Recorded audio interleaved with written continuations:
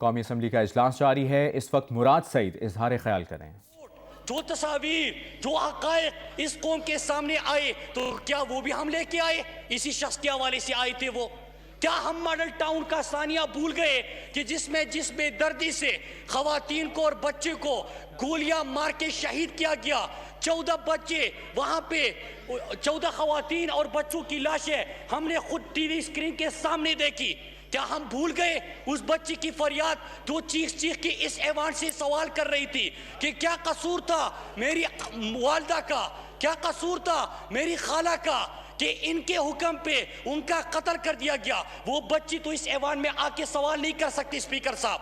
لیکن یہاں پہ کسی کے اوپر اگر الزام لگائے، حقائق ANF نے جو دنیا کو بتائی ہے، جو ان کا موقف ہے. اسپیکر صاحب میں آپ کو یہ بتاؤں کہ اب انہوں نے قرآن مجید اٹھا کے تصویر کا ایک رخ پیش کر دیا، لیکن جو دوسرا ANF دکھا رہا ہے وہ کیا؟ ANF ایک آزاد ادارہ ہے، خود مختار ادارہ ہے.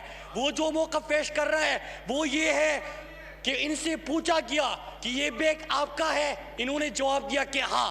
پھر ان کے کپڑے اتار کے ان سے وہاں پہ کپڑے نکال کے بیگ سے ان سے پوچھا گیا کہ یہ آپ کے ہیں، کہتے کہ ہاں. اور وہاں پہ جو منشیات برآمد ہوئی اس کا بھی ذکر ہوا.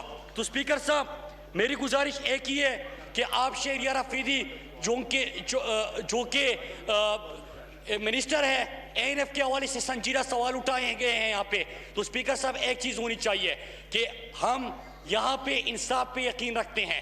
تحریک انصاف کی بنیاد انصاف کے اوپر ہے کہ معاشی انصاف سے عدالتی انصاف تک. تو اسپیکر صاحب یہاں پہ آ کے سب جوڈیس میٹرز کو اس ایوان میں اٹھانا زیادتی صرف اس ایوان کے ساتھ نہیں ہے، قوم کے ان لوگوں کے ساتھ بھی ہے جو کہ ہمیں بیچتے ہیں اپنے لیے قانون سازی کرنے کے لیے، لیکن یہ تو اپنی آواز اٹھا سکتے ہیں، وہ لوگ اپنی آواز نہیں پہنچا سکتے. تو اسپیکر صاحب میرے خیال سے ہر بندہ کبھی کرپشن کے کیس کا، کبھی منشیات کے کیس کا یہاں پہ آ کے اگر بات کرے گا تو قانون سازی کدھر جائے گی؟ وہ قوم کے بچے کدھر جائیں گے؟ جن کے ساتھ ظلم ہوا ہے وہ کدھر جائیں گے؟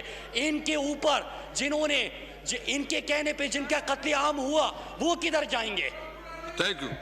آج کے سوالات کو ان کے اگلے روٹا ڈے کے لیے ملتوی کیا گیا ہے. This house is adjourned to meet again on Monday, the 13th at 4 p.m.